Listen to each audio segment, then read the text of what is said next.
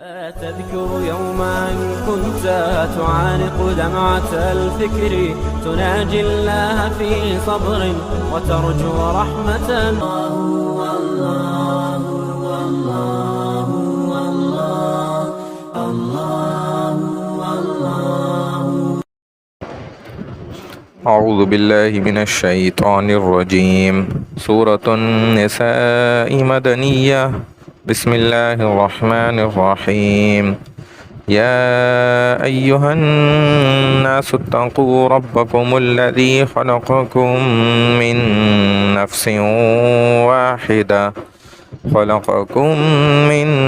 نفس واحدة وخلق منها زوجها وبث منهما رجالا كثيرا ونساء، واتقوا الله الذي تساءلون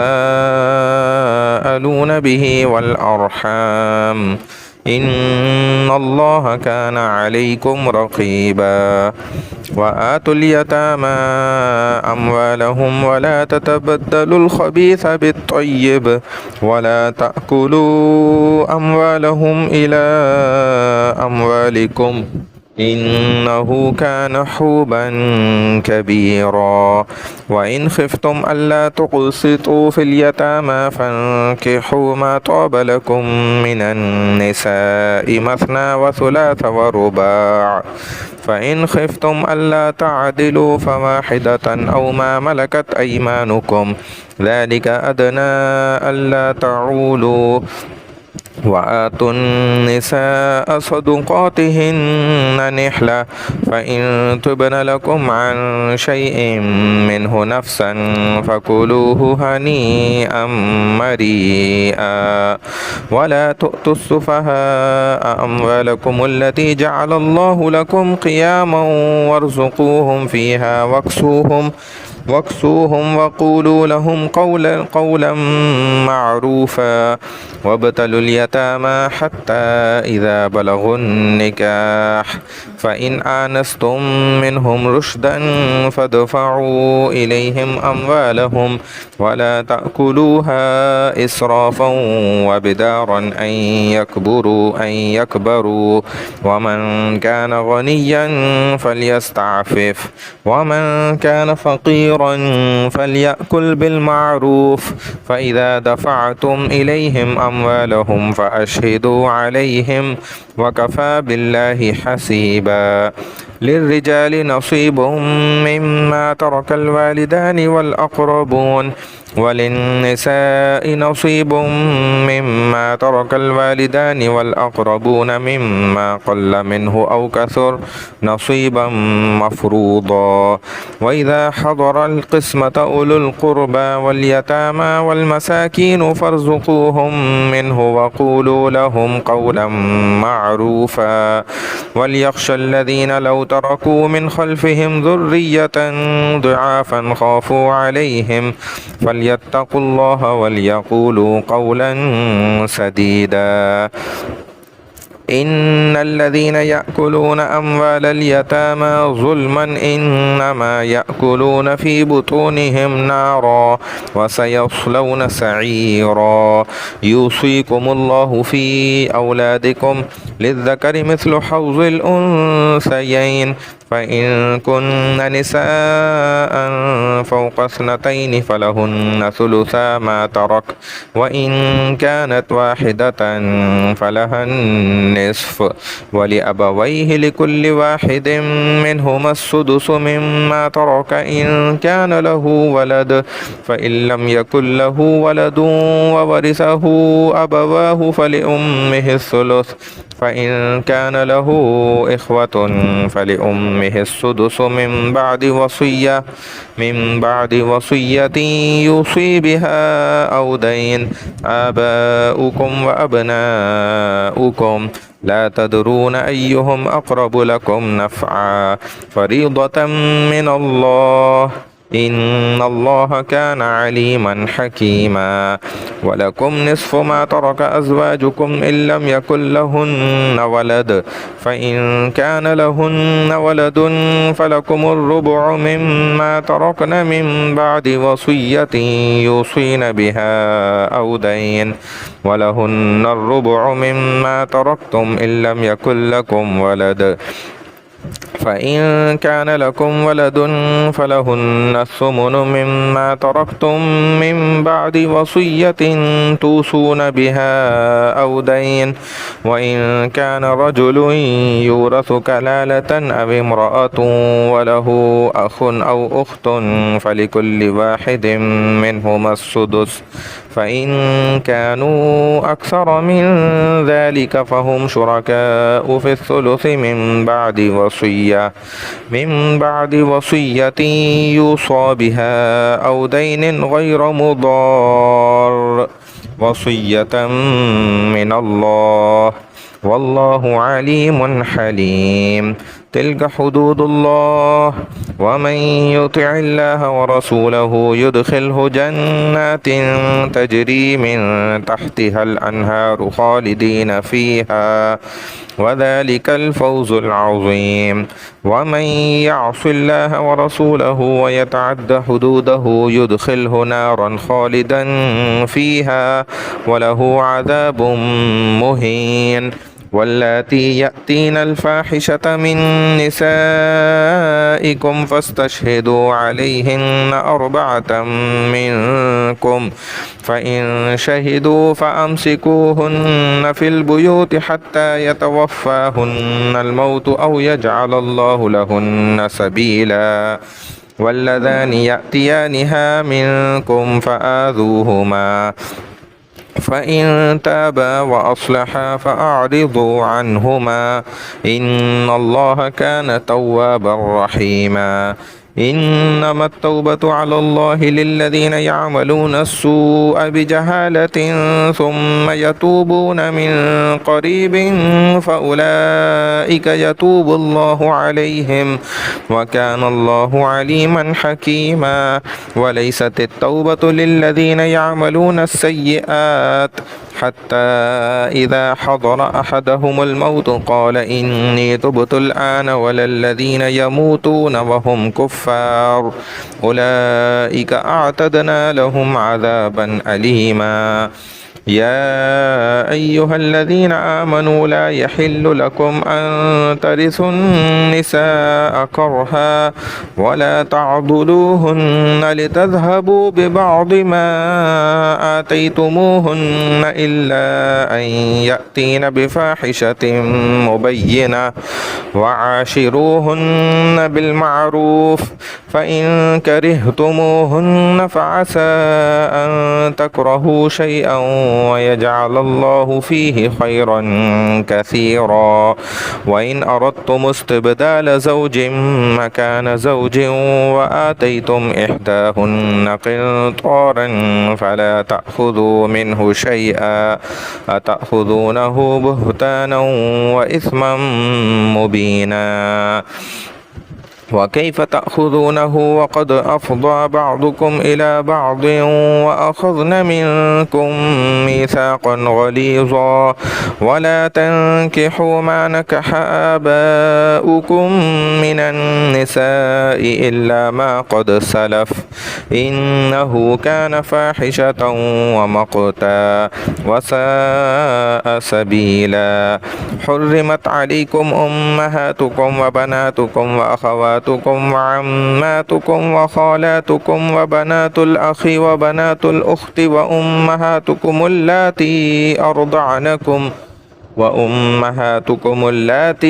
أرضعنكم وأخواتكم من الرضاعة وأمهات نسائكم وربائكم اللاتي في حجوركم من نسائكم اللاتي دخلتم بهن، فإن لم تكونوا دخلتم بهن فلا جناح عليكم وحلائل أبنائكم الذين من أصلابكم وأن تجمعوا بين الأختين إلا ما قد سلف إن الله كان غفورا رحيما والمحصنات من النساء إلا ما ملكت أيمانكم كتاب الله عليكم وأحل لكم ما وراء ذلكم أن تبتغوا بأموالكم محصنين غير مسافحين فما استمتعتم به منهن فآتوهن أجورهن فريضة ولا جناح عليكم فيما تراضيتم به من بعد الفريضة إن الله كان عليما حكيما ومن لم يستطع منكم طولا أن ينكح المحصنات المؤمنات فمما ملكت أيمانكم من فتياتكم المؤمنات والله أعلم بإيمانكم بعضكم من بعض فانكحوهن بإذن أهلهن وآتوهن أجورهن بالمعروف محصنات غير مسافحات ولا متخذات أخدان فإذا أحصن فإن أتين بفاحشة فعليهن نصف ما على المحصنات من العذاب ذلك لمن خشي العنة منكم وأن تصبروا خير لكم والله غفور رحيم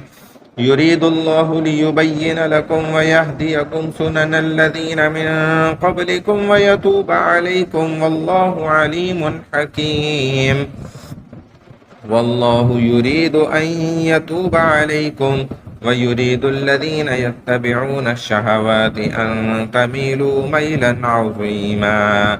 يريد الله أن يخفف عنكم وخلق الإنسان ضعيفا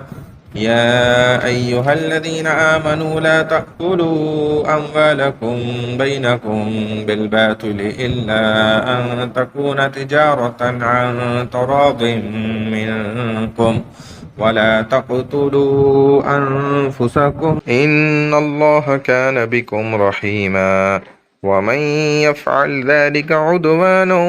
وظلما فسوف نصليه نارا وكان ذلك على الله يسيرا إن تجتنبوا كبائر ما تنهون عنه نكفر عنكم سيئاتكم وندخلكم مدخلا كريما ولا تتمنوا ما فضل الله به بعضكم على بعض للرجال نصيب مما اكتسبوا وللنساء نصيب مما اكتسبن واسألوا الله من فضله إن الله كان بكل شيء عليما ولكل جعلنا موالي مما ترك الوالدان والأقربون والذين عقدت أيمانكم فآتوهم نصيبهم إن الله كان على كل شيء شهيدا الرجال قوامون على النساء بما فضل الله بعضهم على بعض وبما أنفقوا من أموالهم فالصالحات قانتات حافظات للغيب بما حفظ الله واللاتي تخافون نشوزهن فعظوهن واهجروهن في المضاجع واضربوهن فإن أطعنكم فلا تبغوا عليهن سبيلا إن الله كان عليا كبيرا وإن خفتم شقاق بينهما فابعثوا حكما من أهله وحكما من أهلها إن يريدا إصلاحا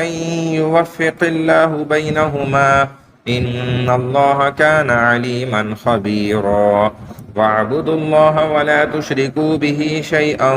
وبالوالدين إحسانا وبذي القربى واليتامى والمساكين والمساكين والجار ذي القربى والجار الجنب والصاحب بالجنب وابن السبيل وما ملكت أيمانكم إن الله لا يحب من كان مختالا فخورا الذين يبخلون ويأمرون الناس بالبخل ويكتمون ما آتاهم الله من فضله وأعتدنا للكافرين عذابا مهينا والذين ينفقون أموالهم رئاء الناس ولا يؤمنون بالله ولا باليوم الآخر ومن يكن الشيطان له قرينا فساء قرينا وماذا عليهم لو آمنوا بالله واليوم الآخر وأنفقوا مما رزقهم الله وكان الله بهم عليما إن الله لا يظلم مثقال ذرة وإن تك حسنة يضاعفها ويؤت من لدنه أجرا عظيما فكيف إذا جئنا من كل أمة بشهيد وجئنا بك على هؤلاء شهيدا يومئذ يود الذين كفروا وعصوا الرسول لو تسوى بهم الأرض ولا يكتمون الله حديثا يا أيها الذين آمنوا لا تقربوا الصلاة وأنتم سكارى حتى تعلموا ما تقولون ولا جنبا إلا عابري سبيل حتى تغتسلوا وإن كنتم مرضى أو على سفر أو جاء أحد منكم من الغائط أو لامستم النساء فلم تجدوا ماء فتيمموا صعيدا طيبا فامسحوا بوجوهكم وأيديكم إن الله كان عفوا غفورا ألم تر إلى الذين أوتوا نصيبا من الكتاب يشترون الضلالة ويريدون أن تضلوا السبيل والله أعلم بأعدائكم وكفى بالله وليا وكفى بالله نصيرا من الذين هادوا يحرفون الكلم عن مواضعه ويقولون سمعنا وعصينا واسمع غير مسمع وراعنا ليا بألسنتهم وطعنا في الدين ولو أنهم قالوا سمعنا وأطعنا واسمع وانظرنا لكان خيرا لهم وأقوم ولكن لعنهم الله بكفرهم فلا يؤمنون إلا قليلا يا أيها الذين أوتوا الكتاب آمنوا بما نزلنا مصدقا لما معكم من قبل أن نطمس وجوها فنردها على أدبارها أو نلعنهم كما لعنا أصحاب السبت وكان أمر الله مفعولا إن الله لا يغفر أن يشرك به ويغفر ما دون ذلك لمن يشاء ومن يشرك بالله فقد افترى إثما عظيما ألم تر إلى الذين يزكون أنفسهم بل الله يزكي من يشاء ولا يظلمون فتيلا انظر كيف يفترون على الله الكذب وكفى به إثما مبينا ألم تر إلى الذين أوتوا نصيبا من الكتاب يؤمنون بالجبت والطاغوت ويقولون للذين كفروا هؤلاء أهدى من الذين آمنوا سبيلا أولئك الذين لعنهم الله ومن يلعن الله فلن تجد له نصيرا أم لهم نصيب من الملك فإذا لا يؤتون الناس نقيرا أم يحسدون الناس على ما آتاهم الله من فضله فقد آتينا آل إبراهيم الكتاب والحكمة وآتيناهم ملكا عظيما فمنهم من آمن به ومنهم من صد عنه وكفى بجهنم سعيرا إن الذين كفروا بآياتنا سوف نصليهم نارا كلما نضجت جلودهم بدلناهم جلودا غيرها ليذوقوا العذاب إن الله كان عزيزا حكيما والذين آمنوا وعملوا الصالحات سندخلهم جنات تجري من تحتها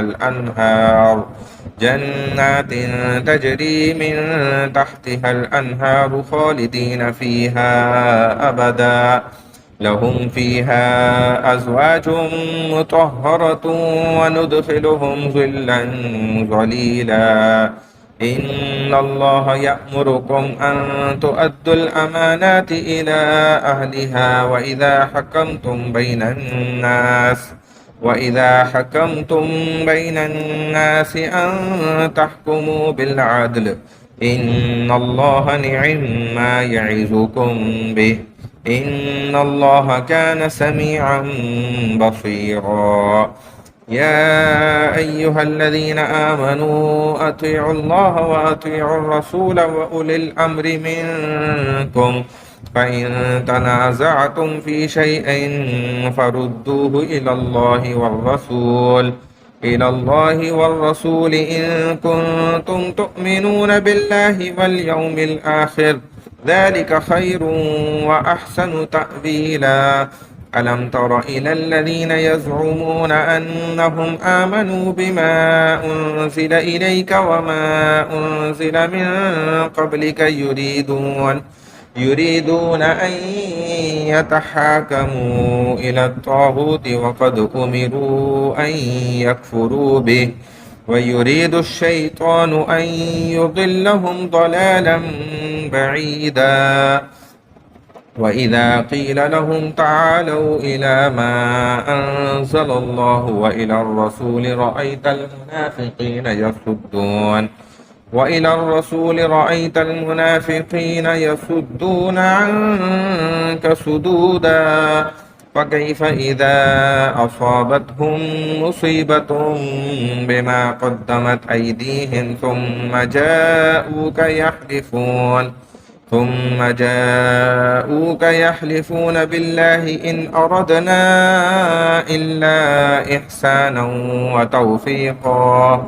أولئك الذين يعلم الله ما في قلوبهم فأعرض عنهم وعظهم وقل لهم في أنفسهم قولا بليغا وما أرسلنا من رسول إلا ليطاع بإذن الله ولو أنهم إذ ظلموا أنفسهم جاءوك واستغفر لهم الرسول لوجدوا الله توابا رحيما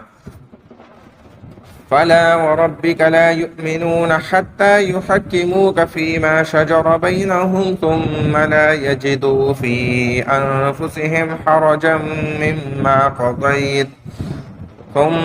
يجدوا في أنفسهم حرجا مما قضيت ويسلموا تسليما ولو أنا كتبنا عليهم أن اقتلوا أنفسكم أو اخرجوا من دياركم ما فعلوه إلا قليل منهم ولو أنهم فعلوا ما يوعظون به لكان خيرا لهم وأشد تثبيتا وإذا لآتيناهم من لدنا أجرا عظيما ولهديناهم صراطا مستقيما ومن يطع الله والرسول فأولئك مع الذين أنعم الله عليهم من النبيين والصديقين والشهداء والصالحين وحسن أولئك رفيقا ذلك الفضل من الله وكفى بالله عليما يا أيها الذين آمنوا خذوا حذركم فانفروا ثبات أم انفروا جميعا وإن منكم لمن ليبطئن فإن أصابتكم مصيبة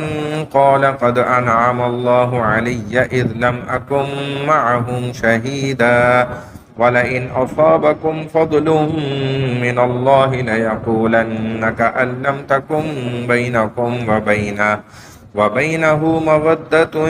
يا ليتني كنت معهم فأفوز فوزا عظيما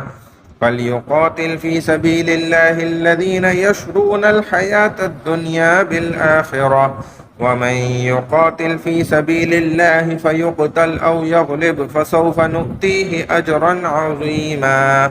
وما لكم لا تقاتلون في سبيل الله والمستضعفين من الرجال والنساء والولدان الذين يقولون ربنا أخرجنا من هذه القرية الظالم أهلها واجعل لنا من لدنك وليا واجعل لنا من لدنك نصيرا الذين آمنوا يقاتلون في سبيل الله والذين كفروا يقاتلون في سبيل الطاغوت فقاتلوا أولياء الشيطان إن كيد الشيطان كان ضعيفا ألم تر إلى الذين قيل لهم كفوا أيديكم وأقيموا الصلاة وآتوا الزكاة فلما كتب عليهم القتال إذا فريق منهم يخشون الناس كخشية الله أو أشد خشية وقالوا ربنا لم كتبت علينا القتال لولا أخرتنا إلى أجل قريب قل متاع الدنيا قليل والآخرة خير لمن اتقى ولا تظلمون فتيلا أينما تكونوا يدرككم الموت ولو كنتم في بروج مشيدة وإن تصبهم حسنة يقولوا هذه من عند الله وإن تصبهم سيئة يقولوا هذه من عندك قل كل من عند الله فما لهؤلاء القوم لا يكادون يفقهون حديثا ما أصابك من حسنة فمن الله وما أصابك من سيئة فمن نفسك وأرسلناك للناس رسولا وكفى بالله شهيدا من يطع الرسول فقد أطاع الله ومن تولى فما أرسلناك عليهم حفيظا ويقولون طاعة فإذا برزوا من عندك بيت طائفة منهم غير الذي تقول والله يكتب ما يبيتون فأعرض عنهم وتوكل على الله وكفى بالله وكيلا أفلا يتدبرون القرآن ولو كان من عند غير الله لوجدوا فيه اختلافا كثيرا وإذا جاءهم أمر من الأمن أو الخوف أذاعوا به ولو ردوه إلى الرسول وإلى أولي الأمر منهم لعلمه الذين يستنبطونه منهم ولولا فضل الله عليكم ورحمته لاتبعتم الشيطان إلا قليلا فقاتل في سبيل الله لا تكلف إلا نفسك وحرض المؤمنين عسى الله أن يكف بأس الذين كفروا والله أشد بأسا وأشد تنكيلا من يشفع شفاعة حسنة يكن له نصيب منها ومن يشفع شفاعة سيئة يكن له كفل منها وكان الله على كل شيء مقيتا وإذا حييتم بتحية فحيوا بأحسن منها أو ردوها إن الله كان على كل شيء حسيبا. الله لا إله إلا هو ليجمعنكم إلى يوم القيامة لا ريب فيه ومن أصدق من الله حديثا. فما لكم في المنافقين فئتين والله أركسهم بما كسبوا أتريدون أن تهدوا من أضل الله ومن يضلل الله فلن تجد له سبيلا. ودوا لو تكفرون كما كفروا فتكونون سواء فلا تتخذوا منهم أولياء حتى يهاجروا في سبيل الله فإن تولوا فخذوهم وقتلوهم حيث وجدتموهم ولا تتخذوا منهم وليا ولا نصيرا إلا الذين يصلون إلى قوم بينكم وبينهم ميثاق أو جاءوكم حصرت صدورهم أن يقاتلوكم أو يقاتلوا قومهم ولو شاء الله لسلطهم عليكم فلقاتلوكم فإن اعتزلوكم فلم يقاتلوكم وألقوا إليكم السلم فما جعل الله لكم عليهم سبيلا. ستجدون آخرين يريدون أن يأمنوكم ويأمنوا قومهم كلما ردوا إلى الفتنة أركسوا فيها فإن لم يعتزلوكم ويلقوا إليكم السلم ويكفوا أيديهم فخذوهم وقتلوهم حيث ثقفتموهم وأولئكم جعلنا لكم عليهم سلطانا مبينا. وما كان لمؤمن أن يقتل مؤمنا إلا خطأ ومن قتل مؤمنا خطأ فتحرير رقبة مؤمنة ودية مسلمة إلى أهله إلا أن يصدقوا فإن كان من قوم عدو لكم وهو مؤمن فتحرير رقبة مؤمنة وإن كان من قوم بينكم وبينهم ميثاق فدية مسلمة إلى أهله وتحرير رقبة مؤمنة. فمن لم يجد فصيام شهرين متتابعين توبة من الله وكان الله عليما حكيما. ومن يقتل مؤمنا متعمدا فجزاؤه جهنم خالدا فيها وغضب الله عليه ولعنه وأعد له عذابا عظيما. يا أيها الذين آمنوا إذا ضربتم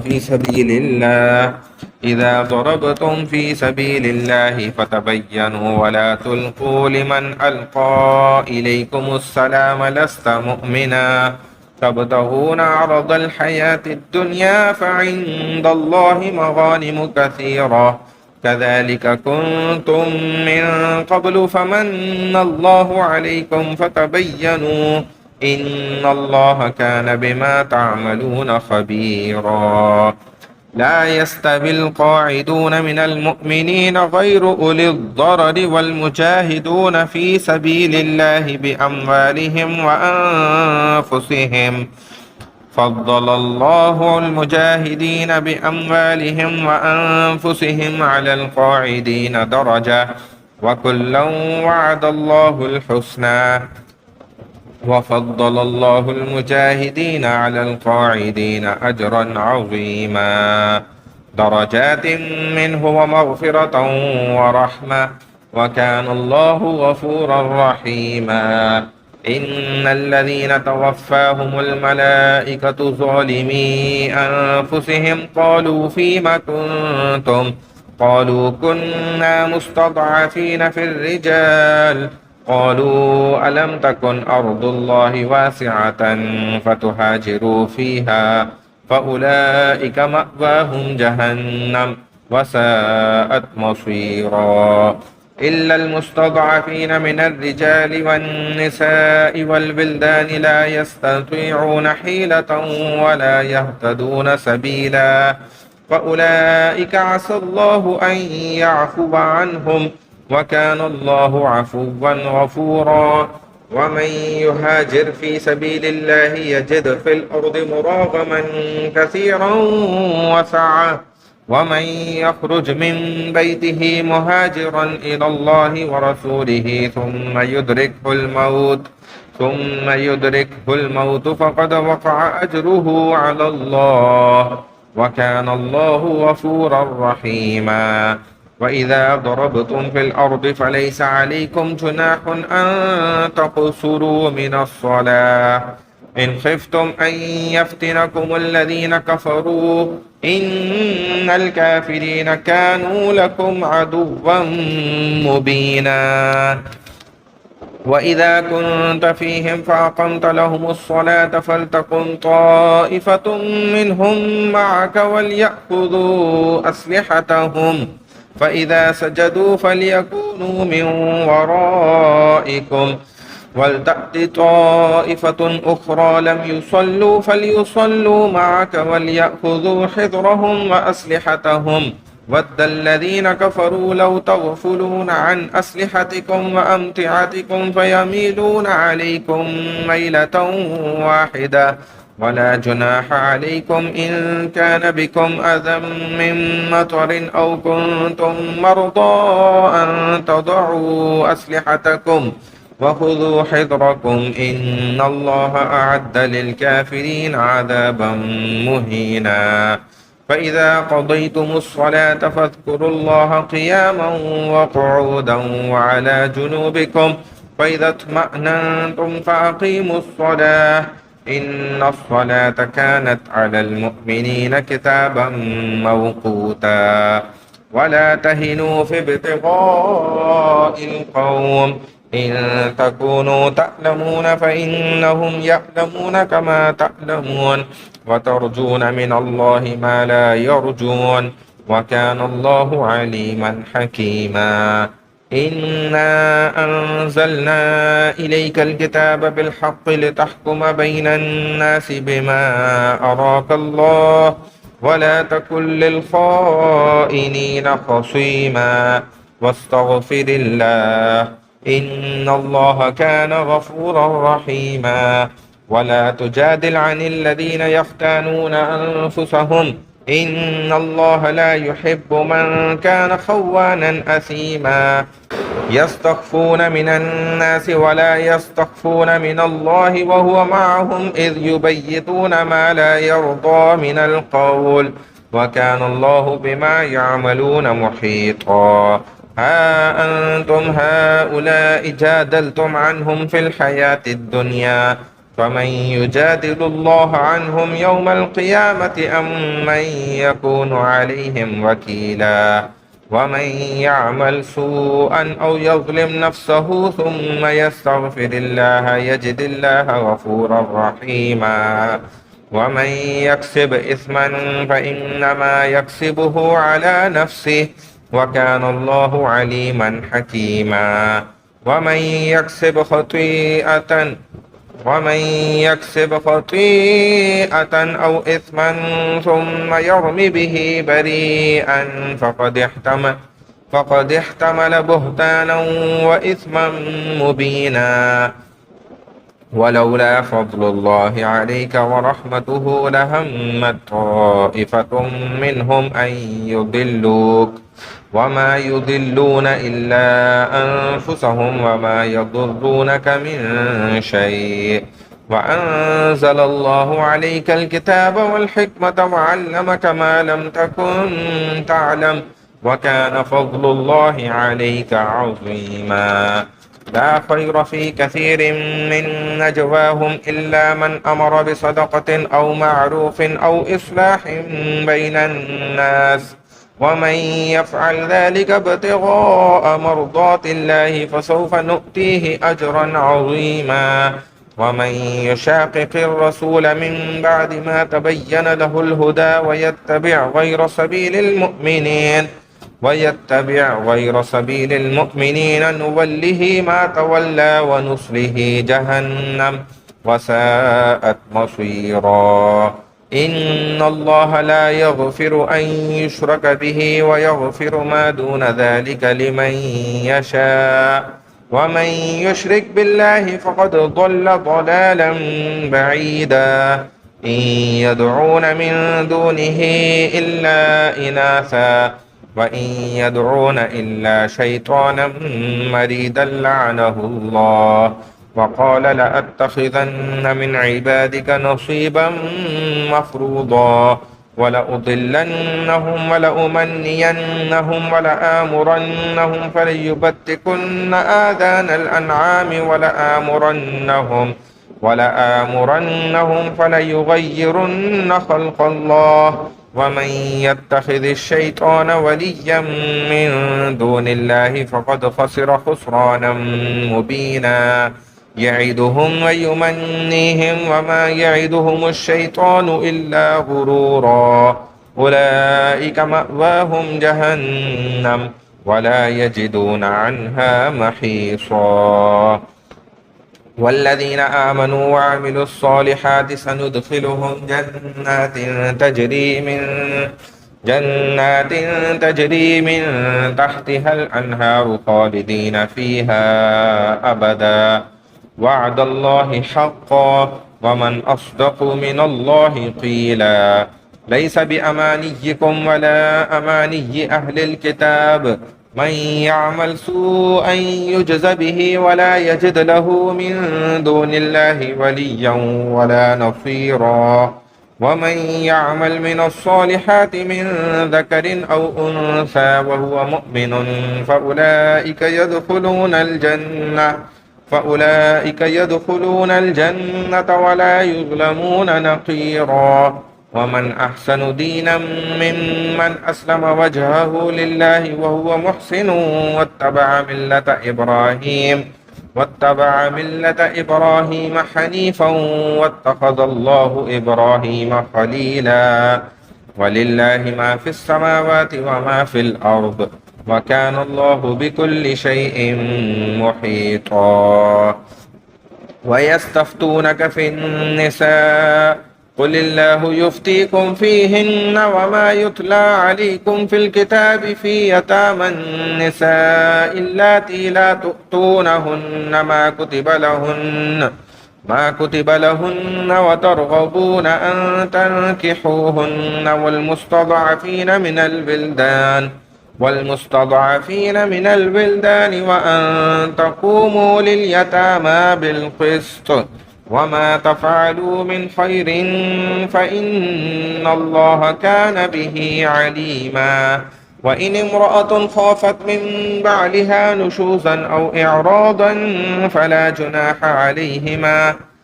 جناح عليهما أن يصلحا بينهما صلحا والصلح خير. وأحضرت الأنفس الشح وإن تحسنوا وتتقوا فإن الله كان بما تعملون خبيرا.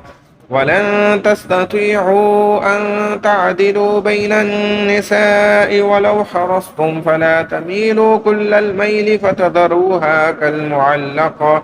وإن تصلحوا وتتقوا فإن الله كان غفورا رحيما.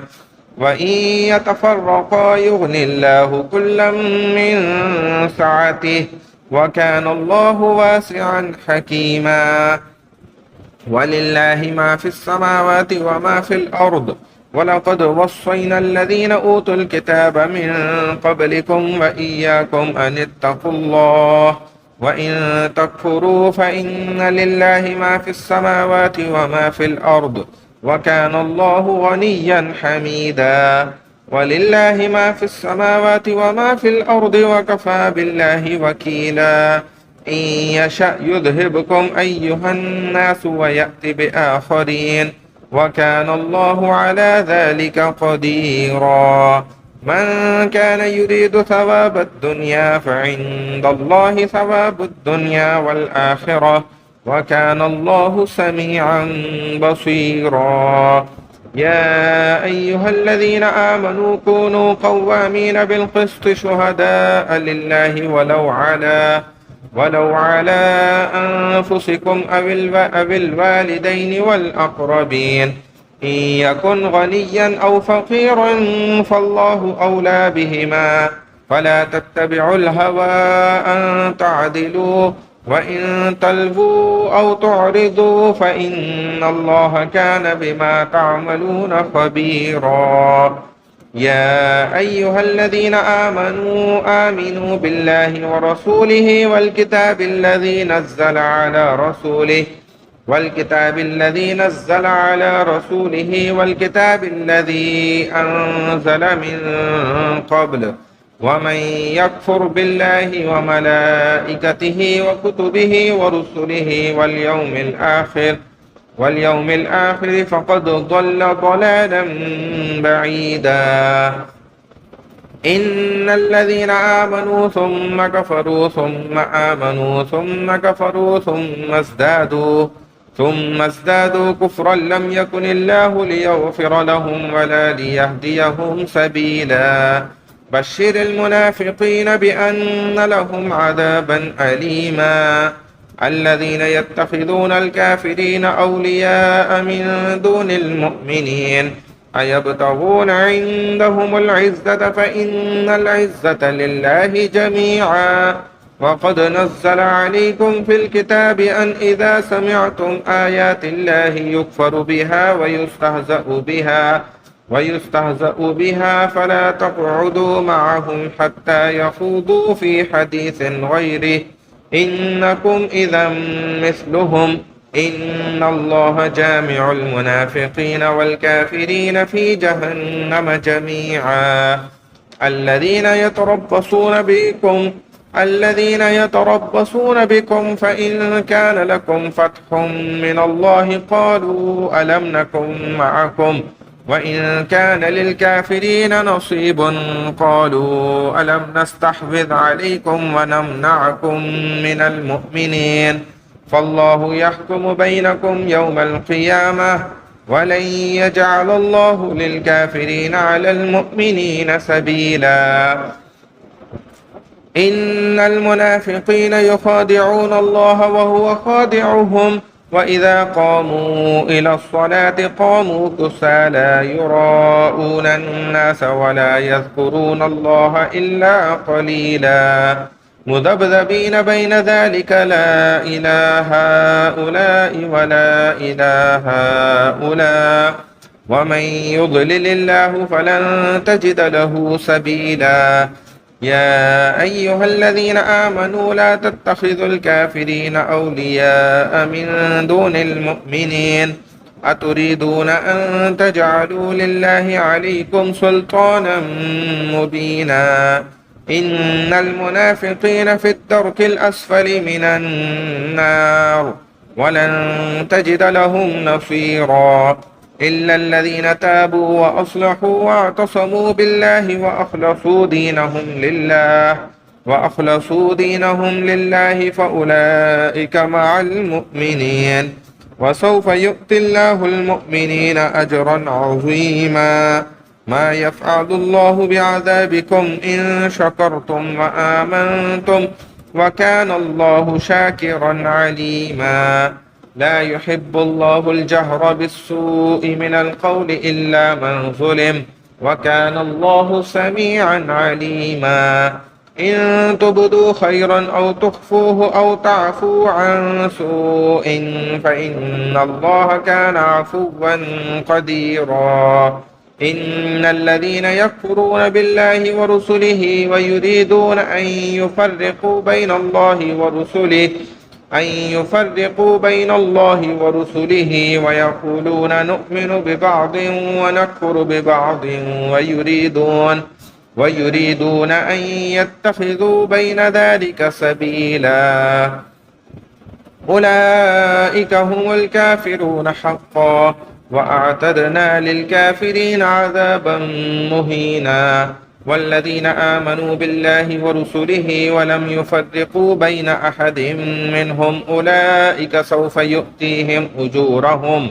وكان الله غفورا رحيما. يسألك أهل الكتاب أن تنزل عليهم كتابا من السماء فقد سألوا موسى أكبر من ذلك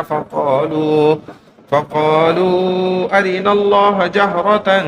فأخذتهم الصاعقة بظلمهم ثم اتخذوا العجل من بعد ما جاءتهم البينات فعفونا عن ذلك وآتينا موسى سلطانا مبينا ورفعنا فوقهم الطور بميثاقهم وقلنا لهم ادخلوا الباب سجدا وقلنا لهم لا تعدوا في السبت وأخذنا منهم ميثاقا غليظا فبما نقضهم ميثاقهم وكفرهم بآيات الله وقتلهم الأنبياء بغير حق وقولهم قلوبنا غلف بل طبع الله عليها بكفرهم فلا يؤمنون إلا قليلا وبكفرهم وقولهم على مريم بهتانا عظيما وقولهم إنا قتلنا المسيح عيسى ابن مريم رسول الله وما قتلوه وما صلبوه ولكن شبه لهم وإن الذين اختلفوا فيه لفي شك منه ما لهم به من علم إلا اتباع الظن وما قتلوه يقينا بل رفعه الله إليه وكان الله عزيزا حكيما. وإن من أهل الكتاب إلا ليؤمنن به قبل موته ويوم القيامة يكون عليهم شهيدا وبظلم من الذين هادوا حرمنا عليهم طيبات أحلت لهم وبصدهم عن سبيل الله كثيرا وأخذهم الربا وقد نهوا عنه وأكلهم أموال الناس بالباطل وأعتدنا للكافرين منهم عذابا أليما. لكن الراسخون في العلم منهم والمؤمنون يؤمنون بما أنزل إليك وما أنزل من قبلك والمقيمين الصلاة والمؤتون الزكاة والمؤمنون بالله واليوم الآخر أولئك سنؤتيهم أجرا عظيما. إنا أوحينا إليك كما أوحينا إلى نوح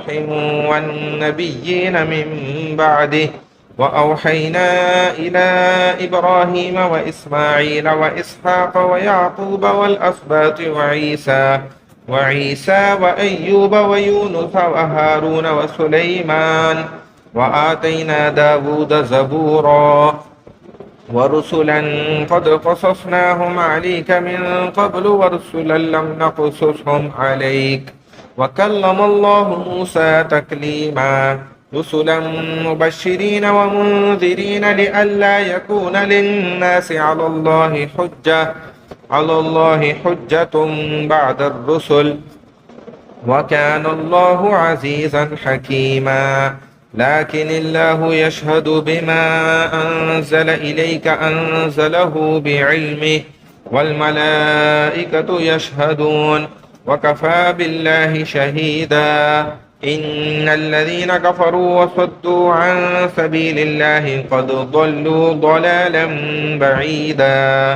إن الذين كفروا وظلموا لم يكن الله ليغفر لهم ولا ليهديهم طريقا إلا طريق جهنم خالدين فيها أبدا وكان ذلك على الله يسيرا. يا أيها الناس قد جاءكم الرسول بالحق من ربكم فآمنوا خيرا لكم وإن تكفروا فإن لله ما في السماوات والأرض وكان الله عليما حكيما. يا أهل الكتاب لا تغلوا في دينكم ولا تقولوا على الله إلا الحق إنما المسيح عيسى ابن مريم رسول الله وكلمته ألقاها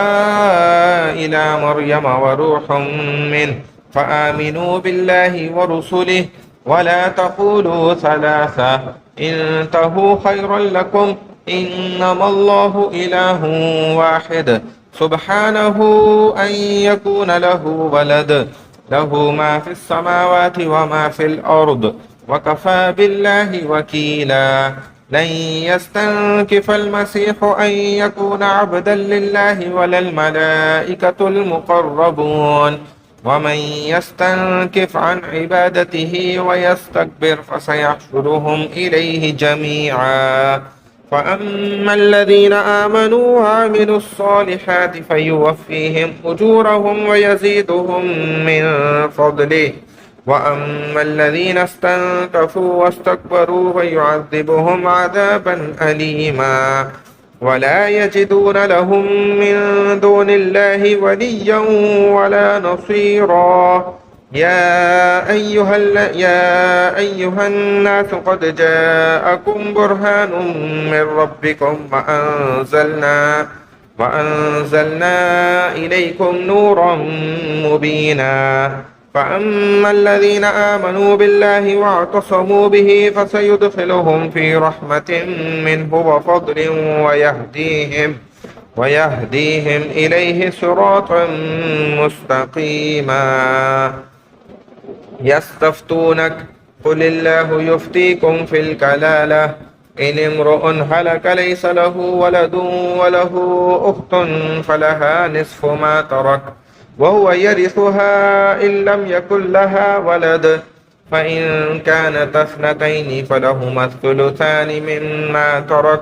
وإن كانوا إخوة رجالا ونساء فللذكر مثل حظ الأنثيين يبين الله لكم أن تضلوا والله بكل شيء عليم صدق الله العظيم. تذكر يوما كنت تعانق دمعة الفكر تناجي الله في صبر وترجو رحمة الله الله الله الله الله